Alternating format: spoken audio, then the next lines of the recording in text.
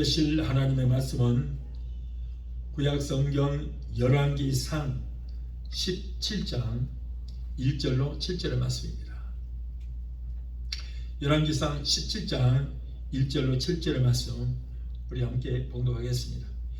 길르앗에 우거하는 자 중에 디셋 사람 엘리야가 아합에게 고하되 나의 섬기는 이스라엘 하나님 여호와의 사심을 가리켜 맹세하노니 내 말이 없으면 수년 동안 우로가 있지 아니하리라 하니라.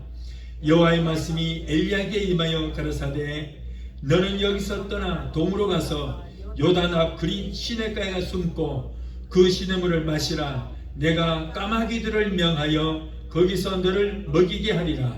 저가 여호와의 말씀과 같이 하여 곧 가서 요단 앞 그린 시냇가에 머물매 까마귀들이 아침에도 떡과 고기를 저녁에도 떡과 고기를 가져왔고 저가 시내를 마셨더니 땅에 비가 내리지 아니하므로 얼마 후에 그 시내가 마르니라. 아멘. 기도하시겠습니다. 존귀하신 아버지 감사합니다. 오늘 거룩한 주일 허락하여 주심을 감사합니다. 세상에 많고 많은 사람들 중에서 특별히 우리를 불러주시고 우리의 모든 죄 허물을 예수 피로 다 맑게 씻어주시고 의의 세마법을 입혀주셔서 오늘 그리스도의 몸된 교회에 저희들을 불러주심을 감사합니다. 오늘도 하나님 앞에 예배 드릴 때에 너희 몸을 거룩한 산 제사로 드리라고 말씀하셨사오니 마음과 뜻과 정성을 다하여 하나님 기뻐 받으시는 예배 드릴 수 있도록 성령님께서 인도하여 주옵소서. 예배를 회방하는 악한 흑암의 세력을 예수 피로 멸하여 주시고 오직 성령께서만 이 시간을 주관하시고 주님 영광 받으시고 높임 받아 주옵소서. 예수 이름으로 감사하며 기도합나이다. 아멘. 할렐루야. 오늘은 본문 열왕기상 17장 1절로 7절을 본문으로 해서 나의 시냇물이 메말랐을 때라고 하는 제목으로 함께 은혜를 받고자 합니다. 오늘도 은혜를 사모하여 이렇게 하나님 앞에 나와 예배 드리는 성도 여러분에게 하나님의 한량없는 은혜와 은총이 충만하게 임하게 되시기를 예수 이름으로 축원합니다. 자, 오늘 요즘은 세계가 뜨거운 날씨 때문에 지구가 아주 벌겋게 다른 것 같습니다. 미국과 유럽이 그리고 아프리카, 남미가 7배나 달구어진 풀무불 같이 뜨거워져서 많은 사람들이 지금 목숨을 잃어가고 있습니다. 완전히 우리가 지금 말세지만 아니 7년 환란 속에 들어간 것 같은 그런 착각 속에 들어가 있습니다. 그런가 하면 지구촌 곳곳에서는 비가 너무 많이 와서 집들이 물에 잠기고 산사태로 수많은 사람들이 목숨을 잃기도 하고 산사태로 집들이 매몰되고 그래서 많은 재산과 인명피해가 속출되고 있습니다. 자, 그런데 불이 나면 재라도 남지만은 비는 무엇이든지 다 쓸어가 버립니다. 일본과 미국과 한국에서도 최근에 홍수 때문에 많은 인명피해를 했습니다. 이렇게 비는 무서운 것입니다.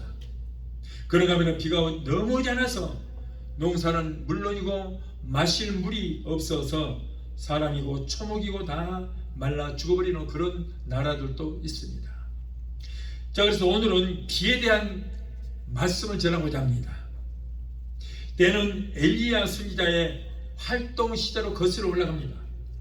그러니까 이스라엘 나라가 남북이 분열이 되고 북쪽 이스라엘 나라는 첫째 왕 여로보암 시대로부터 시작을 하여 우상을 섬기는 나라로 철저히 하나님을 배신하는 나라로 그렇게 변모가 되고 말았습니다. 그래서 대대로 왕들마다 선왕에 섬기던 우상을 그대로 본받아서 갈수록 우상 숭배가 더 심해져 갔습니다. 마침내 제7대 왕인 아합 왕 시대는 그 도가 지나쳐서 극에 달할 정도였습니다. 북이스라엘의 아합 왕은 역대의 어떤 왕보다도 하나님 앞에 악을 행하였습니다. 열왕기상 16장 30절로 33절에 보면은 오므리의 아들 아합이 그의 이전의 모든 사람보다 여호와 보시기에 악을 더욱 행하여 느바스의 아들 여로보암의 죄를 따라 행하는 것을 오히려 가볍게 여기며 시돈 사람의 왕 에발의 딸 이세벨을 아내로 삼고 가서 바알을 섬겨 예배하고 사마리아에 건축한 바알의 신전 안에 바알을 위하여 제단을 쌓으며 또 아세라상을 만들었으니 그 이전에 이스라엘의 모든 왕보다도 심히 이스라엘 하나님 여호와를 노하게 하였더라. 이 시대는 정치적으로 부패하였고 국민들은 어려운 상황 가운데서도 우상 숭배를 하게 되었고 그로 인하여 향락과 퇴폐가 만연한 시대로서 참으로 국가가 아주 혼란한 상태에 빠져 말았습니다.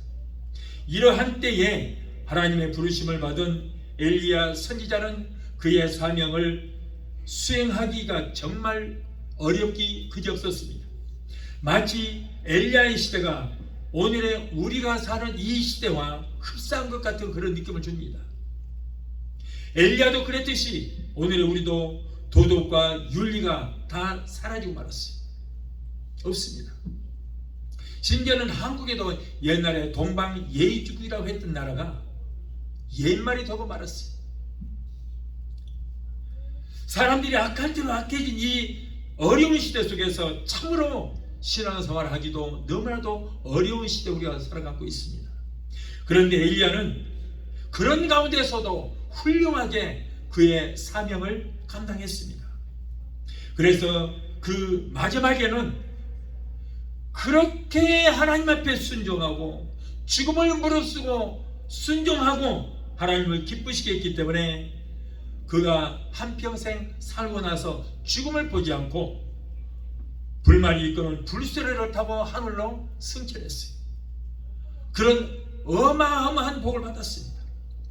혹자는 말하기를 엘리야는 하나님의 특별한 선지자이기 때문에 가능하지 않느냐 이렇게 말합니다. 그러나 야고보서 5장 17절에 말씀 보면 엘리야는 우리와 성경이 뭐라고? 같은 사람이다. 똑같이 비겁하기도 하고 똑같이 약한 사람이기도 하고 이세벨이 그를 죽이려고 그러니까 걸음아 날살기라 도망가기도 하고 우리와 별다른 바 없는 거예요. 똑같은 사람이에요. 성경이 같은 사람이다. 단 한 가지 그 사람은 우리하고 뭐가 다른가? 하나님 앞에 죽도록 충성하는 거예요. 하나님 말씀이라면 생명까지도 내어놓을 수 있는 그런 사람이었기 때문에 하나님께서는 그를 사랑하셔서 죽음을 보지 않고 그대로 데려가신 거예요. 성경에 보면은 죽지 않고 승천한 사람이 몇 명 있어요? 2명 있어요. 가톨릭에서는 마리아가 승천했대요. 아니 예수님 어머니가 승천했단 말이 어디가 있어요? 없어요. 그러나 성경에 보면 창세기 5장 24절을 보면 에녹이 하나님과 동행하더니 하나님이 그를 들어가심으로 세상에 있지 아니하였다. 보세요. 열왕기하 2장 11절에도 두 사람이 길을 가며 말하더니 불수레와 불말이 두 사람을 갈라놓고 엘리야가 회리바람을 타고 하늘로 올라갔다. 그래서 여러분 성경에 보면 두 사람만이 살아서 죽음을 보지 않고 하늘로 올라갔어요. 에녹과 엘리야가 불말을 타고 하늘로 올라갔는데 저와 여러분들은 어떻게 하겠어요? 하늘로 살아서 올라갈래요? 죽어서 올라갈래요? 우리는 엘리야처럼 살아서 올라갈 수 있어요. 오늘 우리들도 우리들이 사명을 잘 감당하고 하나님 앞에 순종하고 그것도 보통 순종하지 않으시고 죽도록 충성하고 사명을 잘 감당하고 성령으로 기름을 준비하면 살아있는 동안에 우리 주님 공중 재림하실 때에 죽음을 보지 않고 들림받아서 공중에서 주님을 영접할 것입니다. 그래서 에녹과 엘리야는 우리 앞서서 우리가 들림받을 것을 미리서 보여주신 예표가 되는 거예요.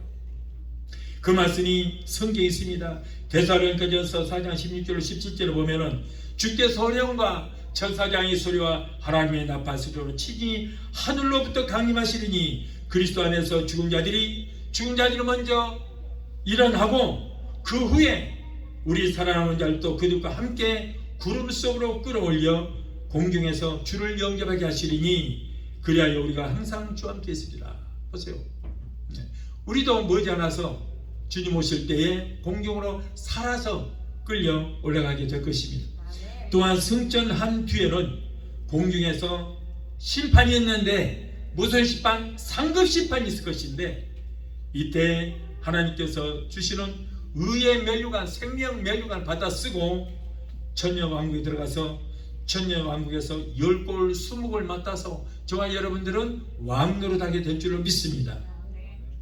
디모데후서 4장 8절에 이제 후로는 나를 위하여 의의 면류관이 예비되었으므로 곧 의로우신 재판장이 그날에 어떤 날에 상급 심판의 날에 내게 주실 것이며 내게만 아니라 우리 주님 공중 재림하실 것을 사모하고 믿는 자들에게도 이렇게 의의 면류관과 생명의 면류관을 주리라. 그래서 오늘은 엘리야가 어떻게 사명을 감당했는가를 생각하며 배워서 오늘의 우리들의 신앙 지표로 삼아야 될 줄 믿습니다. 자, 첫째로 엘리야는 하나님의 말씀대로 순종을 잘했습니다. 오늘날 신앙생활하는 성도들에게 가장 큰 문제가 있다면 바로 하나님의 말씀대로 순종하지 않는 거예요.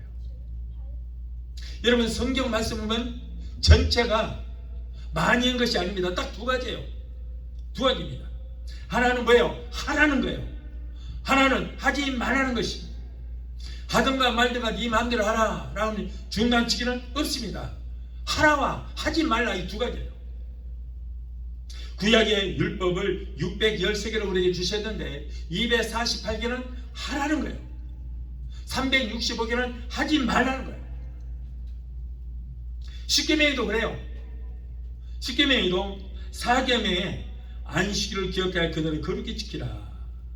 5계명에 내 부모를 공경하라. 자, 십계명 돌판이 몇 개요? 2개요, 2개. 그런데 모세가 하나님께 십계명 돌파로 2개를 받았는데 한 개는 1계명부터 4계명까지 했어요. 근데 첫 번째 돌파는 1계명이 뭐예요? 나 외에 다른 신을 섬기지 말라. 다른 신을 섬기지 말라. 다시 말해서 하나님께 효도하라는 거예요. 하나님의 때 효도하라. 하나님만 섬기라. 자, 그리고 두 번째 돌판이 있는데 또 두 번째, 첫 번째 되는 첫 번째 계명이 뭐예요? 내 부모에게 공경하라. 첫 번째 돌판의 1계명은 하나님께 공경하라는 것이고 두 번째 돌판의 첫 번째 계명이 내 부모를 공경하라. 그래서 여러분, 이 두 가지가 가장 중요한 거예요. 그리고 8가지 계명은 하지 말라, 하지 말라, 하지 말라. 자, 그래서 여러분 5계명, 4계명과 5계명이 굉장히 중요합니다.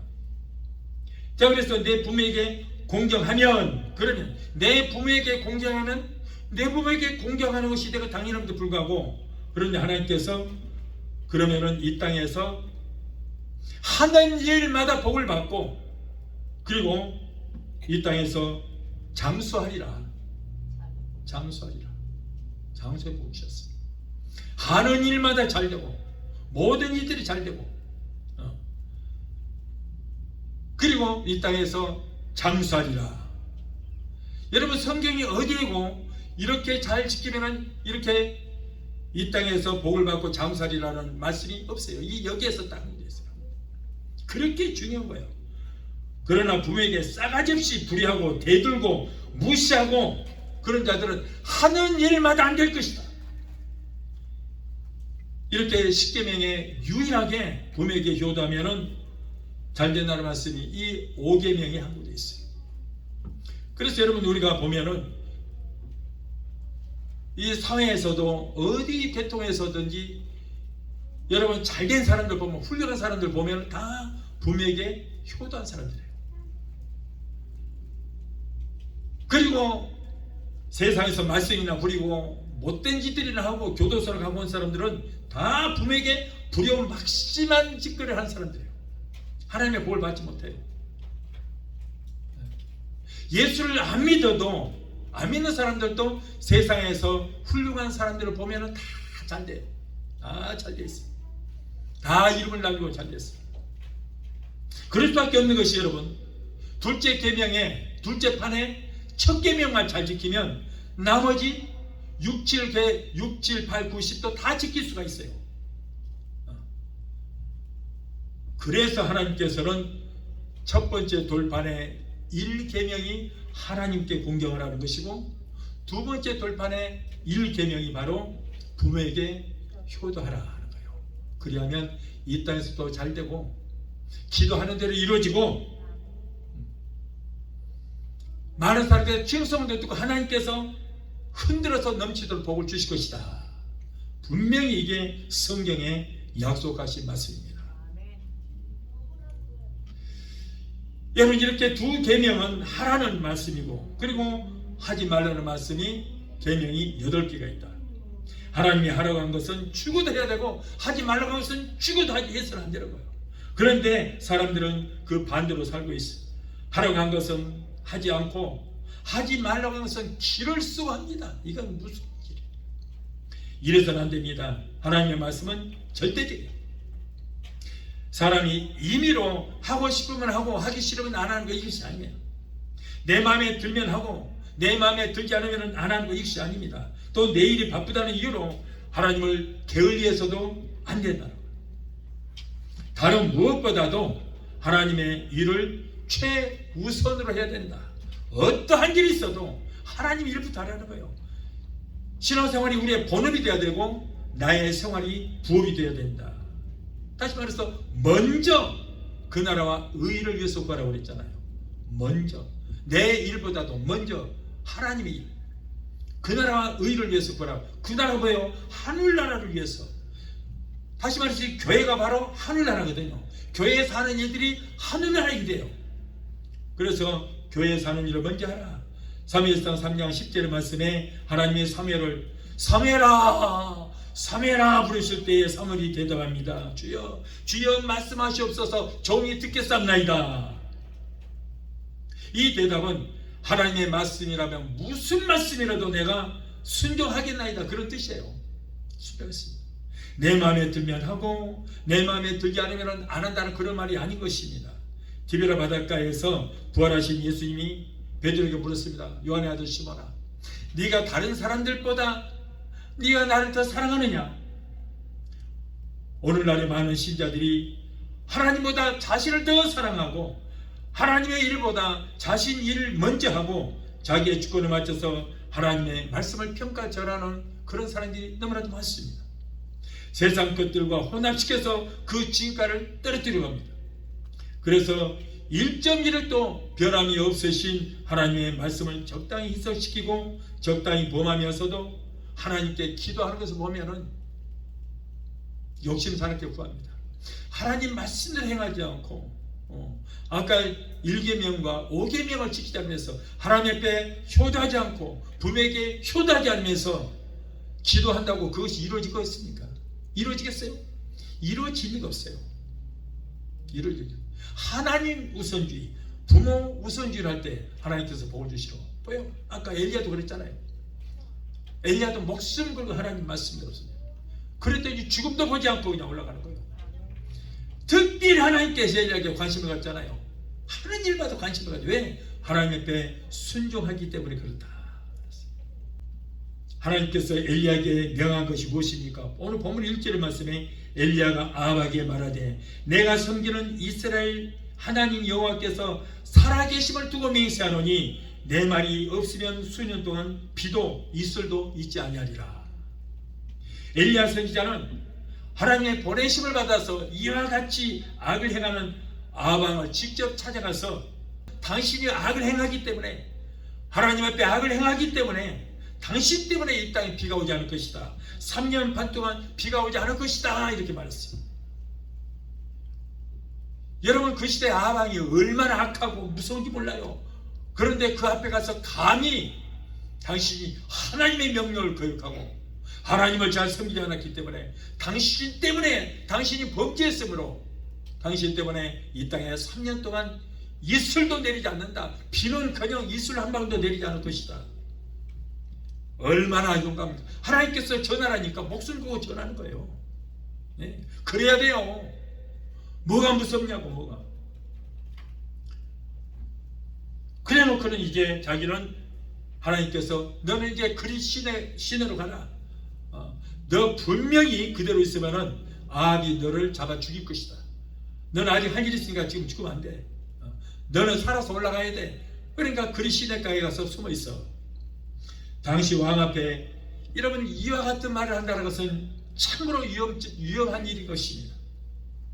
마치 화약을 쥐고 불 속으로 뛰어드는 것과 같습니다. 특히 아합은 얼마나 잔인한 사람입니까?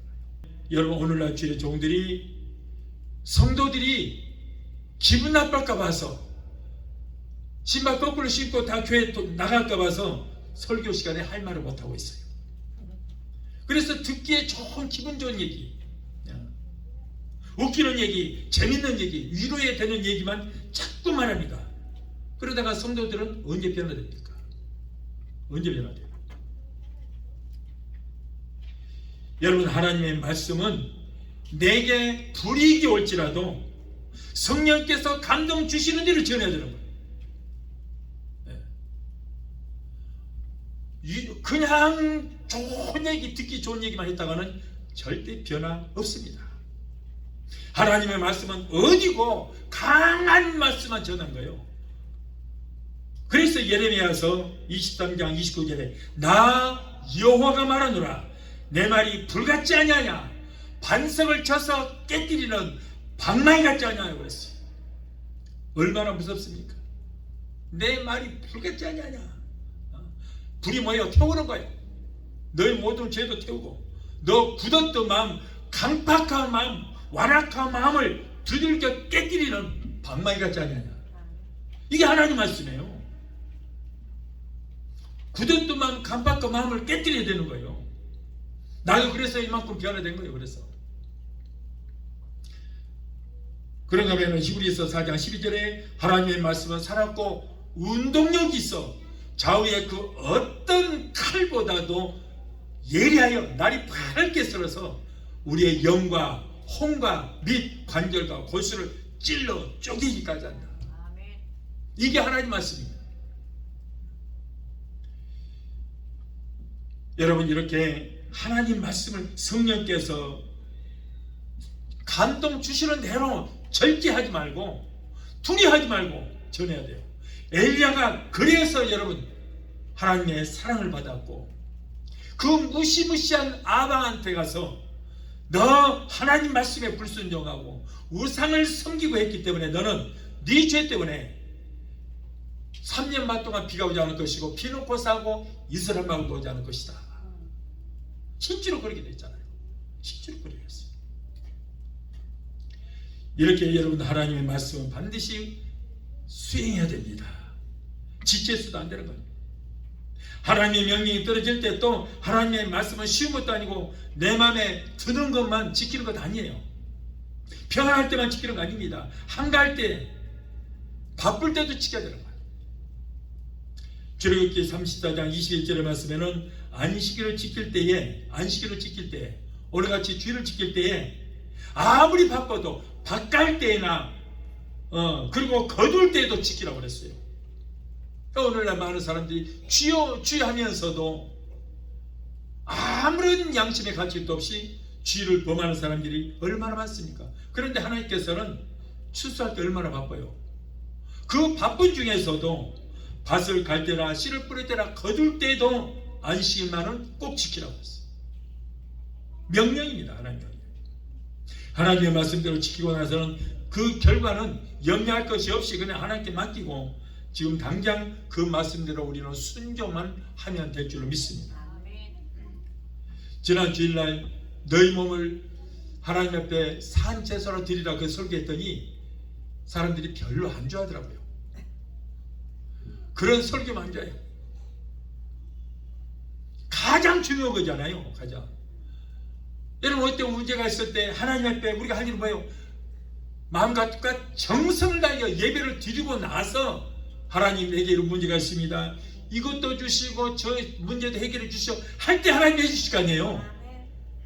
예배도 안 드리면서, 제대로 드리지 않으면서 하나님이 그런 기도 들으시겠어요?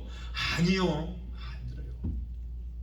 정말 그러니까 너희 몸을 거룩한 산제사지라, 내 몸을 깨뜨려서, 예수님이 여러분 자기 몸을 깨뜨려서 산 제물로 드렸잖아요. 우리는 그냥 내 몸을 갈기갈기 예수님처럼 죽이라는 얘기가 아니고 회개하고 마음을 찢고 그래서 신령과 진정으로 예배 드리라는 거예요. 그럴 때 하나님께서 나와 내가 드리는 예배를 받으실 때에 우리의 기도가 주께 상달되고 응답되고 이루어지는 역사가 있게 되는 것입니다. 그렇지 않고 하기도 못하면서 제대로 예배도 안 드리면서 주여 이것도 해주시고 저것도 해주시고 하나님께서 듣겠어요? 안 듣고 안 해줘. 그러니까는 원망하고 불평하는데 뭔가 잘못됐어요. 먼저 예배를 심으십시오. 그래야 응답을 거두는 거 아닙니까? 심지 않고 뭘 거두겠어요? 여러분, 나는 지금까지 그렇게 살아왔어요. 그러니까 많은 기적을 체험하며 살아왔어요. 목숨 걸고 강대상에서 설교하고 목숨 걸고 기도해요. 목숨 걸고. 그랬더니 하나님께서 내 모든 문제를 지금까지 해결해 주셨습니다. 그래서 안식일도 그날을 기억하여 거룩히 지키라고 했어요. 명령입니다. 우리가 잘 아는 요나는 하나님의 명령을 받아서 니네 성에 가서 하나님의 말씀을 외치라 그랬더니 이 사람은 도망가 버렸잖아요. 강당 유람선 타고 유람하러 다녔어요. 관광 갔어요. 그랬더니 어떻게 됐어요? 풍랑 중에 바다에 던짐을 받게 되고 물고기 더러운 뱃속에 그냥 들어가게 됐어요. 물고기에서 삼켜버렸어요. 그러나 엘리야는 목숨 걸고 하나님 앞에 순종하고 하나님의 종으로서 사명을 잘 감당했더니 갈 길을 인도해 주시고 어려움이 있을 때마다 피할 길을 다 막아주셨어요. 시편 46편 1절로 3절을 보면 하나님은 우리의 피난처시요 나의 힘이시니 환난 중에 만날 큰 도움이시라. 그러므로 땅이 변하든지 산이 흔들려 바닷 가운데 빠지든지 바닷물이 솟아나고 뛰어오르든지 그것이 넘침으로 산이 흔들릴지라도 우리는 두려워하지 아니하리로다. 하나님 앞에 예배만 드리면 내게 어떠한 일이 있어도 두려움이 없어요. 죽음도 두렵지 않습니다. 그리고 본문 2절의 말씀 보면 너는 여기서 떠나 동쪽으로 가서 요단 앞 그리 시냇가에 숨고 그 시냇물을 마시라. 그러니까 하나님이 한 단계 한 단계 인도하시잖아요. 단계 단계로 그냥 내버려 두는 거 아니에요. 어려움 있을 때 다 단계 단계로 인도하시는 거예요. 하나님은 여러분 항상 한 걸음 한 걸음 인도하시는 거예요. 나도 그래서 오늘날 이곳까지 온 것도 한 걸음 한 걸음. 한국에서 어디까지? 카나다까지, 밴쿠버까지, 밴쿠버에서 페드로까지, 페드로에서 타코마까지, 타코니 너는 어디까지 이렇게 다 예비를 하시고 그렇게 인도하시더라고요. 순종했어요. 오늘날까지 이곳까지 그렇게 해서 왔습니다. 한꺼번에 하나님께서는 어디서 어디까지 가라 그러지 않더라고요. 한 단계 여기서 여기까지 순종하면 됐어. 그 순종 받으시고 그 다음에 여기서 여기로 가라. 아브라함에게도 그랬잖아요. 아브라함아, 너 보통 진짜 아비 집을 떠나서 내가 지시할 뭐라고? 땅으로 가라. 지시할 땅으로 가랐어요. 내가 지시한 땅으로 가닙니다. 지시할 땅으로 가라. 그래서 어디로 갈지 갈 바를 알지를 못했어요. 어디까지 가란 말을 안 했어요. 그러니까는 어디까지 갔다가 거기서 또 어디까지 갔다가 이렇게 아브라함도 그런 인도를 받았어요. 그렇게. 하나님께서는 항상 그런 식으로 인도하십니다. 어디서 어디까지 그냥 가라, 뭐 또 이렇게 해라. 아니요. 한 걸음 한 걸음 한꺼번에 절대 주시지 않습니다. 마치 계단 오를 때도 한 단계 올라가잖아요. 계단 올릴 때도 그래야 올라가는 거예요. 야곱이 루스 광야에서 잠잘 때에 꿈속에서 사닥다리가 천국까지 이어가는 그런 사닥다리를 꿈에 보았어요. 자, 이것은 뭡니까? 이는 하나님은 한 단계씩 너를 천국까지 인도하시겠다는 거예요. 그런데 한 단계씩 천국까지 가야지. 아니요, 나는 빨리 가겠습니다. 그래서 빨리 가려면 어떻게 해야 돼요? 빨리 죽어야 되잖아. 그래서 자살해버리면은 그 사람은 100% 지옥 갑니다. 예, 그렇게 가는 거 아니에요. 단계로 가는 거예요. 출애굽기 16장 15절에는 이스라엘 백성들이 40년 동안 광야 생활할 때에 하나님께서 만나를 일주일 동안 아니면 1년껏 주시지 않았어요? 그날만 줬어요. 각자 식구대로 그날 먹을 것만 주셨어요. 그날 먹을 것만. 일용할 양식을 주신 거예요. 하루가 지나면은 악취가 나서 다 버려야 돼요. 그러니까 하나님께서는 오늘 주신 거 오늘 먹고, 그리고 깨끗이 다 없어버려요. 내일 주시면 내일만 먹고, 그리고 이틀 것 3일 것도 안 주셨어. 다 썩어버려요. 그런데 인간은 자기의 욕심대로 무엇이든지 주여 주시옵소서 한꺼번에 마음껏 요구합니다. 그러다가 그 욕심이 채워지지 않으면 하나님이 주셨거든요. 여러분 기도하면 하나님이 주십니다. 주시는데 우선 주시는 거예요. 그거 감사해요. 그 다음에 또 주시는 거예요. 한꺼번에 막 쏟아 부어주는 게 아니에요. 그러니까 처음에 받은 거 그걸 감사하십시오. 그러면 그 다음으로 넘어가서 또 주시는 거예요. 예. 그 하나님의 방법이에요. 매일매일 한 번만 주시는 거예요. 그래서 예수님께서도 일용할 양식을 줍시고 그랬잖아요. 하루하루 것만 주시옵소서 그거예요. 한꺼번에 달라는 얘기 안 했어요. 하나님께서 엘리야에게 주신 첫 번째 명령을 수행하니까 하나님께서는 갈 길을 알려주셨고, 하나님이 지시한 대로 또 가니까 거기서 먹고 살 것을 다 보장시켜 주셨습니다. 9절에 보면은 가뭄이 계속되어 그리 시냇물이 마르자 하나님은 이제는 엘리야를 사르밧으로 보냈어요.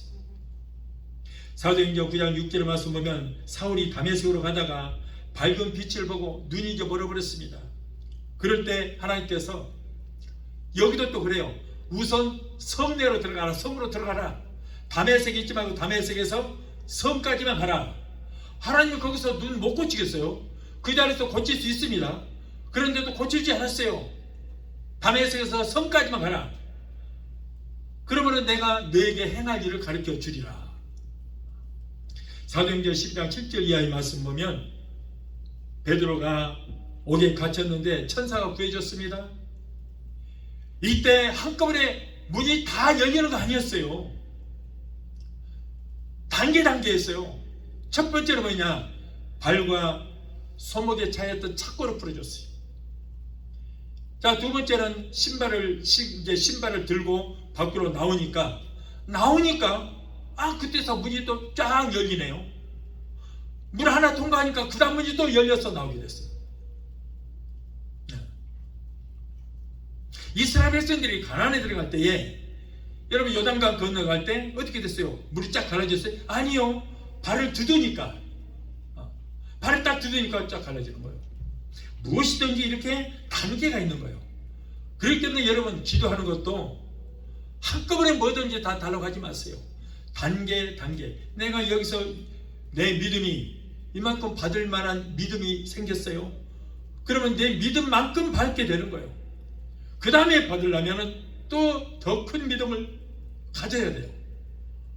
그게 단계로 우리에게 하나님께서 축복도 주시는 것입니다. 그래서 우리가 한 걸음 한 걸음씩 순종의 발걸음에 대해 디딜 때 하나님은 한 가지씩 내 앞을 가로막고 있는 문제들을 해결해 주시고 인도해 주신다는 것을 믿으시 바랍니다. 하나님 우리가 기도만 한다고 한꺼번에 모든 거 다 해결해 주시는 거 아니에요. 그러므로 여러분 낙심하지 마십시오. 낙심하지 마세요. 다 우리가 정말 하나님을 기쁘시게 하고 신령과 진정으로 예배드리고 하나님 앞에 효도하면 기도하는 대로 하나님께서 하나하나 인도해 주시고 들어주시게 될 줄 믿습니다. 우리가 기도할 때에 제가 기도하는 방법을 하나 알려드릴게요. 오늘 많은 사람들이 기도하면은 하나님을 정신없이 만들어버려요. 그냥 이거 뭐 온갖 것 막 구합니다. 하나님도 다 잊어버려. 하나님도 혼란스러워. 다 잊어버려. 그러다 보니까 진정성이 없어요. 그냥 대충 이것저것 생각 안 나더라고. 그러니 진정성이 없어. 저는 어떻게 기도하느냐? 어떤 문제 하나 생기잖아요. 다른 거 기도 안 합니다. 그 문제만 해요. 그 문제. 목숨 바쳐서 그 문제만 가지고 막 기도합니다. 그러면 하나님께서 이 문제 해결해 주세요. 그러면 그 다음 문제 또 이제 해결받으면 그 다음 문제, 그 문제를 놓고 또 기도하면 하나님께서 응답해 주시는 거예요. 그러니까 한 문제를 놓고 기도하니까, 그러니까 어떻게 돼요? 집중적으로 목숨 걸고 기도할 수 있는 거예요. 가장 여러분에게 지금 시급한 거, 그 문제, 그것만 놓고 기도하세요. 다른 거 하지 마세요. 그렇게 되면 이것저것 하다 보면은 나도 헷갈리고 하나님도 헷갈리고 중언부언 그런 기도가 돼요. 중언부언. 집중이 안 돼. 집중력이 없어지잖아요. 저도 그러니까 몸이 아플 때, 암이 걸렸을 때도 그랬어요. 나는 그 문제만, 다른 기도 안 했습니다. 그 문제만 놓고 거기다 안수하고 그 문제만 죄야 고쳐주시라고 그 문제만 놓고 기도했어요. 그러니까 깨끗이 살았잖아요. 깨끗이. 그렇게 해왔어요. 지금까지 많은 체험을 했습니다만 저는 그런 식으로 해요. 그리고 그 문제 해결되면은 또 다른 문제, 다른 기도 안 해요. 그 문제만 하나만 갖고 집중적으로 죄야 이 문제. 그래서 지금까지 모든 문제를 해결받았습니다. 이 말은 뭐냐면 온 힘을 다해서, 혼신을 다해서 목숨 걸고 하라는 거예요. 한번 물면은 놓지 말고 그냥 하이에나처럼 끝까지. 그래야지 이것저것 구하면은 집중이 안 되잖아요. 간절한 마음이 아니에요. 간절이 없어요. 그때 기도하는 나도 그렇고 하나님도 도대체 순서가 뭐냐? 하나하나 그렇게 하십시오. 아시겠죠? 그래서 그 문제 그렇게 하면 분명히 해결됩니다. 그러면 1번 문제 해결됐어. 그 다음에 2번으로 또 가서 그 문제만, 그 하나만 가지고 해야 돼요. 하나만. 자, 둘째로 하나님의 사람들은 은밀한 생활의 가치를 깨달아야 됩니다. 다시 말씀드린다면 고난의 참 의미를 알아야 된다. 여러분, 우리에게 고난이 다 올 수 있습니다. 예수 믿는다고 고난 안 온다고요? 아니요, 그건 사생아예요. 우리를 변화시키기 위해서 우리의 고난을 허락하십니다.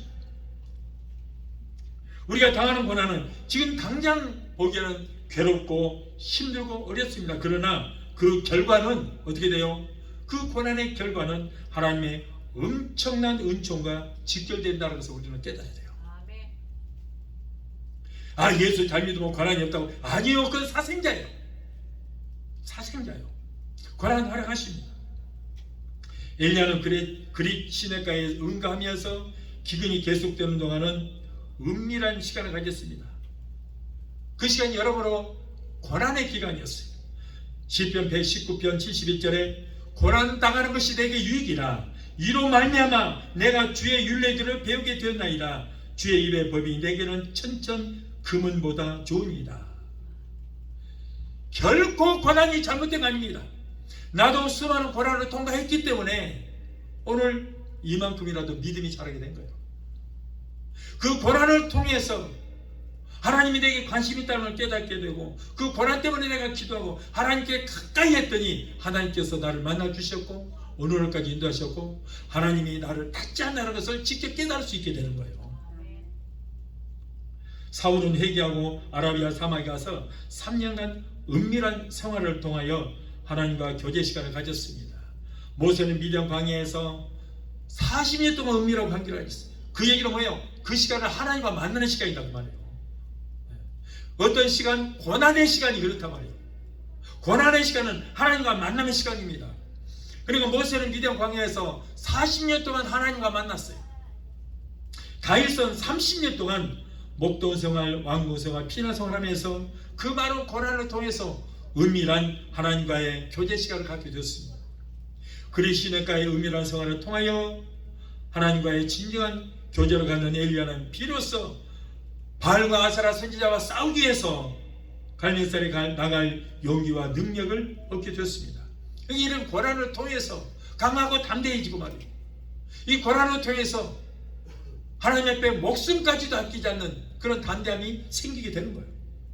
마찬가지로 우리 성도들도 현재 고난을 통해서 그리시네가의 엘리야와 같은 은밀한 하나님과의 영적 교제가 이루어지지 않고서는 갈멜산의 그 통쾌한 기적의 승리는 이루어지지 않을 것입니다. 엘리야가 그리시네가의 깊은 은신처에 숨어 있을 때에 하나님은 그냥 내버려 두지 않았어요. 거기에서도 하나님은 관심을 갖는 거예요. 뭐예요? 까마귀를 보내서 떡과 고기를 먹여 살게 하잖아요. 보세요. 여기에 지금 여러분 이 그리시네가에 숨어서 엄청난 고난 가운데 있어요. 지금 엘리야가. 그럼에도 불구하고 원망하지 않고 하나님 말씀대로 한당 이리 가라 저리 가라 이를 말해라 저리 말해라 그대로 순종만 했더니 이렇게 까마귀를 통해서라도 떡과 고기를 먹여서 살게 하신 거예요. 하나님은 하나님의 자녀일지라도 결코 안일하게 내버려 두지 않습니다. 사랑하는 자녀는 꼭 하나님이 간섭하십니다. 왜? 강하고 담대하게 믿음을 성장하게 하기 위해서 강하고 담대하게 키우시는 거예요. 마치 독수리가 새중의 왕이 되기 위해서 어떻게 해야 돼요? 이 독수리는 집을 지을 때 가시를 갖다가 이렇게 집을 짓고 그 위에다가 털을 뽑아서 그 위를 덮거든요. 그런데 이제 자기 새끼가 어느 정도 조금 움직이고 눈을 뜨고 먹이라도 찾고 할 때가 되면은 어떻게 되냐? 털을 다 물어서 밖에다 버려버려요. 다 버려버려요. 가시만 남게 만듭니다. 그러니까 가시가 너무 찌르니까 이 새끼가 그 있지를 못하고 어떻게 돼요? 우리 두고에서 나와서 어쩔 수 없이 날개를 파닥거리면서 나르려고 할 수밖에 없는 거예요. 그렇게 강하게 키워요. 여러분, 그래서 여러 가지 고난을 하나님께서도 우리를 사랑하시기 때문에 일부러 고난을 허락하십니다. 왜? 강하고 담대하게 하기 위해서. 그래서 야고보서 1장 2절로 4절에 내 형제들아 너희가 여러 가지 시험을 당하거든 온전히 기쁘게 여기라. 이는 너희의 믿음의 실현이 인내를 만들어내는 줄 너희가 압니다. 인내를 온전히 이루라. 이는 너희로 온전하고 구비하여 조금도 부족함이 없게 함이라. 로마서 8장 18절에 생각하건대 현재의 고난은 장차 우리에게 나타날 영광과 비교할 수 없도다. 현재의 고난은 우리에게 나타날 영광과 비교할 수 없다. 고난 뒤에 우리에게 올 그 영광 때문에 우리는 고난을 허락하신다. 그러므로 기독교인에게 고난이 없는 것은 하나님의 자녀가 아니라는 거예요. 버림받은 사생과 같다는 거예요. 사랑할수록에 하나님께서는 우리를 강하고 담대하게 키우기 위해서 훈련시키는 거예요. 미국에 스파포드라는 사람이 있어요. 그는 사람들이 현대판 욥이라 그럽니다. 그는 변호사였고 교수였습니다. 변호사와 교수로 일하면서 그가 다니는 시카고 교회에서 주일학교 교사로 열심히 일을 했습니다. 1871년에 그는 전 재산을 투자하여 호화 별장을 지었습니다. 그런데 시카고가 대화재로 전부 불탔죠. 그때 자기 집도 전소가 됐어요. 남은 재산이라고는 하나도 없었습니다. 그런 상심한 아내와 그 4명의 딸을 위로하기 위해서 자 이제 우리 유럽으로 여행 가자. 자 계획을 세웠습니다. 그래서 이제 6 식구가 같이 유럽으로 여행을 가려고 그랬는데 사업상 자신은 같이 떠나지를 못하고 남아있게 됐어요. 일을 다 처리하고 나중에 프랑스에서 만나기로 약속을 하고 아내와 4딸은 먼저 여객선에 태웠습니다. 1873년 11월 15일 날 출발한 여객선은 일주일 후에 저 대서양을 가다가 11월 20일 날 새벽에 영국의 첫선 록자너와 정면으로 충돌했습니다. 그래서 30분 만에 그 여객선은 대서양 저 깊은 바다에 가라앉고 배에 타고 있던 사람 중에 226명이 다 죽었습니다. 가까스로 부인은 살아남았지만은 4명의 딸이 모두가 다 죽임을 당했습니다. 다 죽었습니다. 서둘러 이제 아내만이 구조되어 영국에 있다는 말을 듣고 영국으로 이제 갑니다. 그 배가 4명의 딸을 잃어버렸던 그 사고 지역에 그쪽에 이를 때에 스파포드는 밤새도록 가판 위에서 땅을 치면서 울부짖어 기도했습니다. 그때 기도하면서 성경 10편 23편을 읽으면서 위로를 받고 영감을 얻어서 찬송 시를 쓰게 되었던 것입니다.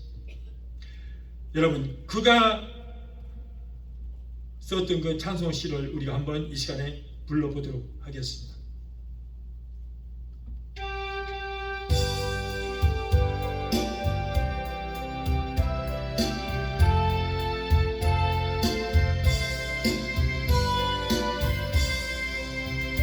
내 평생에 가는 길 순탄하여 늘 잔잔한 밤 같은지 큰 풍파로 무섭고 어렵든지 나의 영혼은 늘 편하다. 내 영혼 평안해.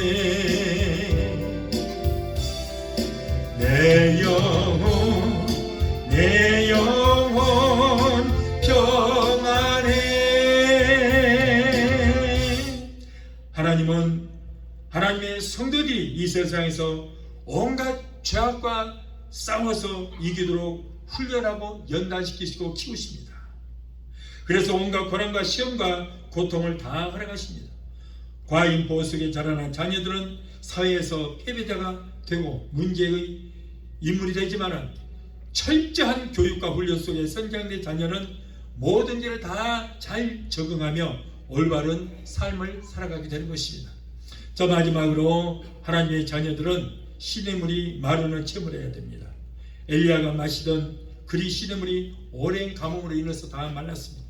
이와 같이 세상의 것들은 다 말라버릴 날이 옵니다. 홍안의 소년 니들도 늙어 주름살이 지고 허리는 굽어지고 머리는 휘어지고 눈은 보이지 않아서 돋보기 안경에 걸치고 거기에 의지됩니다. 부귀와 영혼도 말라버릴 때가 있고 한평생 누리던 재물과 권세도 말라버릴 때가 있습니다. 그러나 오직 하나님께 속한 것만은 영원토록 마르지 아니할 줄로 믿습니다.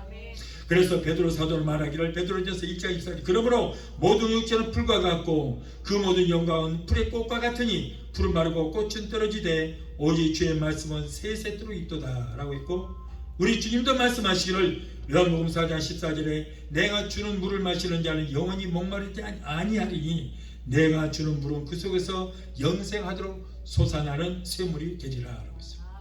사랑하는 성도 여러분, 엘리야가 의지하고 있던 시냇물이 마르듯이 오늘의 우리들도 철석같이 믿고 의지하던 것들이 어느 날 갑자기 사라지고 메말라 버릴 수가 있습니다. 이와 같은 때에 왜 나에게 이런 고통이 닥치느냐고 하나님께 항변할 수 있습니까? 마치 니느웨성이 망한 것을 보려고 하던 그 요나가 박령불이 마른 것을 참지를 못하고 혈기를 부리듯이 그렇게 할 수는 없습니다. 그러므로 오늘의 우리의 성도들은 메말라가는 시냇가에 앉아서도 생수가 솟아나는 생활을 해야 됩니다. 어려움과 고난 속에서 하나님이 주시는 참 기쁨을 찾아야 될 줄 믿습니다. 여러분, 사도 바울은 하나님께서 가장 귀하게 쓰는 그런 종이었습니다. 그런데 얼마나 많은 고난을 당했습니까? 훌륭한 주의 종에도 불구하고 우리보다 수백 배 더 많은 고난을 당했습니다. 어떤 어려움을 당했습니까? 고린도후서 11장 23절 27절을 보면 그들이 그리스도의 일꾼이냐 정신없는 말을 하거니와 나는 더욱 그리하도다. 내가 수고를 넘치도록 하고 옥에도 갇히기도 너희들보다 더 많이 했고 매도 수없이 맞고 여러 번 죽을 뻔하였고 유대인들에게 40에서 한 대 감한 매를 5번을 맞았으며 3번 태장으로 맞고 1번 돌로 맞고 3번 파산하고 일주야를 깊은 바다에서 지냈으며 여러 번 여행하면서 강의 위험과 강도의 위험과 동격의 위험과 이방인의 위험과 시내의 위험과 광야의 위험과 바다의 위험과 거짓 형제들의 위험을 당하고 또 수고하고 애쓰며 여러 번 자지 못하고 줄이며 목마르고 여러 번 굶고 춥고 헐벗다. 여러분, 이렇게 하나님께서 가장 귀하게 쓰는 종이지만은 이렇게 많은 어려움을 당했어요.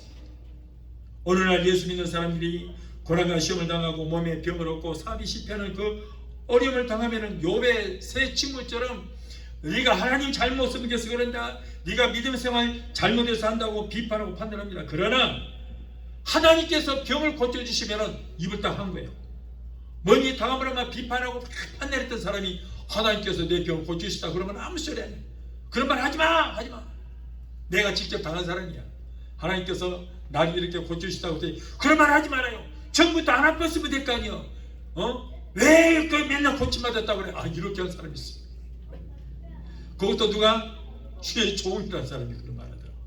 참 기가 막혀요. 그러나 로마서 5장 3절 4절 말씀에 다만 이뿐 아니라, 자, 우리가 환난 중에도 즐거워하나니 이는 환난은 인내는 연단은 소망을 이룰 줄 아미로라. 야고보서 5장 8절에 너희도 길이 참고 마음을 굳건하게 하라. 주의 강림이 가까운지라. 주님 말씀에 가깝다. 사람이 태어난 것보다 어떻게 사느냐가 더 중요한 거예요. 우리가 교회에 나오는 것도 중요하지만 내가 어떻게 신앙생활을 잘 하느냐, 이것이 더 중요하다는 거예요. 우리가 예수로 구주를 믿고 영혼의 구원을 받았지만은 생활의 구원을 이루어야 하고 다음에 육체의 구원도 이루어져야 되는 것입니다. 엘리야는 하나님의 부르심을 받았을 때 참으로 어려운 시대였습니다. 그러나 엘리야는 먼저 하나님의 말씀대로 순종하니까 하나님께서 그의 모든 앞길을 다 인도해 주시고 그를 보호하시고 함께 해주셨다. 은밀한 생활을 통해서 하나님과의 교제와 능력을 힘입을 수 있었습니다. 비록 지금의 생활이 어렵고 불편하다고 할지라도 현재의 생활을 그리시네가의 엘리야의 그 고통을 생각하면서 감사하면 하나님은 까마귀를 동원해서 엘리야를 보호하듯이 살아계셔서 역사하시는 하나님께서 이 시대 속에서도 여러분을 지켜주시고 모든 앞길을 인도해주시고 함께 해주시게 될 줄로 믿습니다. 시편 23편 4절에 내가 사망의 음침한 골짜기로 다닐지라도 해를 두려지 않은 것은 주께서 나와 함께 하십니다. 주의 지팡이와 막대기가 나를 안위하시로다. 지금 우리가 믿고 의지하는 것이 모두 말라버린다 할지라도 그럴지라도 우리는 이 믿음을 잃지 맙시다. 욥은 욥기 1장 21절의 말씀에 이르되 내가 못해서 알몸으로 나왔사온즉 또한 알몸이 그리로 돌아갈지라 주시도 영화시오 거두시도 영화시오니 여호와 이름이 찬송 받을지라 하고 이 모든 일에 욥이 범죄하지 않냐고 하나님을 향하여 원망하지 않았다. 여러분, 욥의 형편이 어떻습니까? 10명의 자녀들이 다 못 살다가 죽었어요. 생이잔치다가 집이 무너졌어. 그 많은 재물 다 잃었어요. 강도들에게 그 많은 그 가축 다 빼앗겼어요. 자기 그 일꾼들도 다 죽임을 당했어요. 자기 몸에 악창까지 나고 부인까지 도망갔어요. 그럼에도 불구하고 주신 자도 여호와시고 여호와가 주셨으니 아니 가져가신 분들 자기 거니까 자기가 가져가는데 내가 원망할 거 뭐 있냐. 그러면서 원망과 불평하지 않고 오히려 하나님을 찬송했다. 그 결과는 어떻게 됐어요? 그 결과 배나 더 받았어. 배나. 나는 이 말씀을 듣고 한 가지, 그럼 마누라도 둘을 얻었나? 자식도 20명인가? 아무튼 그랬단 말이에요. 사랑하는 성도 여러분, 이 무더운 여름철에 우리들 마음까지 메말라가는 이 시기에 모든 일이 짜증스럽고 원망스럽고 잘 되는 일이 없다 할지라도 그리시네가의 엘리야를 생각하면서 하나님 말씀대로 순종하는 삶을 사시기를 바랍니다. 엘리야는 그 어려운 상황에서도 하나님의 말씀에 순종하니까 놀라운 능력을 주셔서 갈멜산 상에서 기도의 대기를 벌릴 때에 하나님께서 함께 하시고 그래서 하늘에서 불이 내려와서 온 나라 백성들이 깜짝 놀라고 역시 여호와가 바로 하나님이로다. 하는 그런 승리를 얻게 되었습니다. 이 엘리야와 같이 여러분의 생활이 주 안에서 믿음으로 승리하는 생활이 되게 되시기를 예수 이름으로 축원합니다. 우리 찬양하시고 기도하시겠습니다.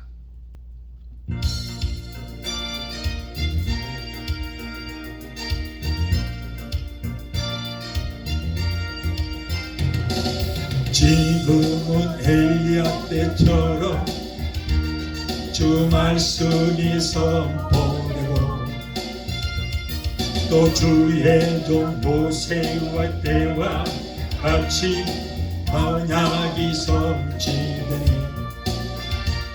비록 전쟁과 기근과 비판 환난 날이 다가와도 우리는 광야에 외치는 소리 주의 길을 예비하라.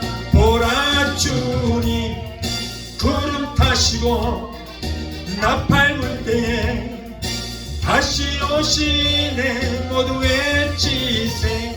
이는 은혜의 행이 시온에서 구원이 하네. 또 에셀의 환상처럼 마른 뼈가 살아나며 또 주의 종 다윗의 때와 같이 예배가 회복되네. 비록 추수할 때가 이르러 들판은 휘어졌네. 우리는 추수한 일꾼 되어 주 말씀을 선포하리. 보라 주님 구름 타시고 나팔 불 때에 다시 오시네. 모두 외치세.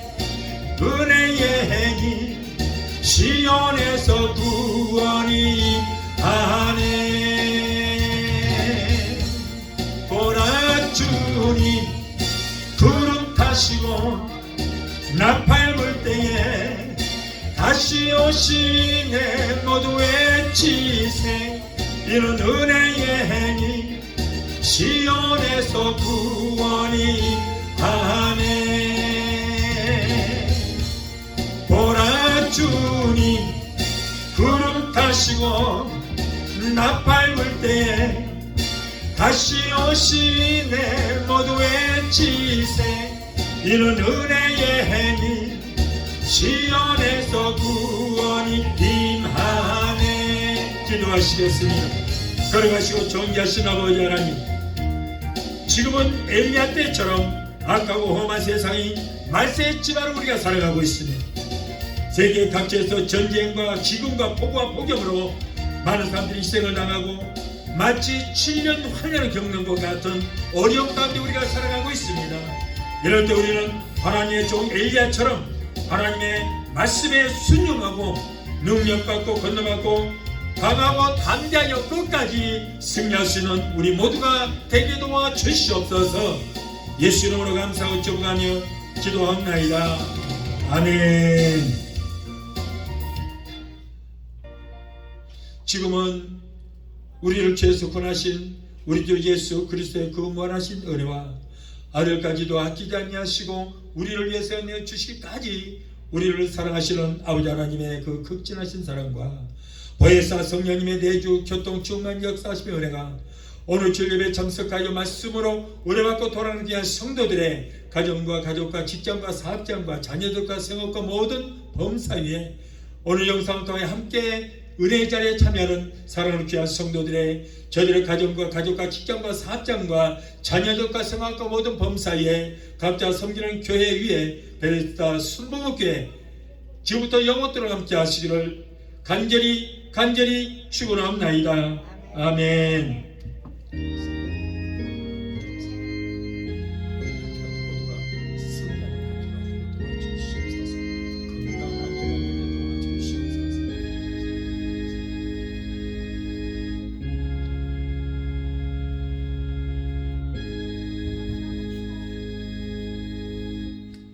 할렐루야. 오늘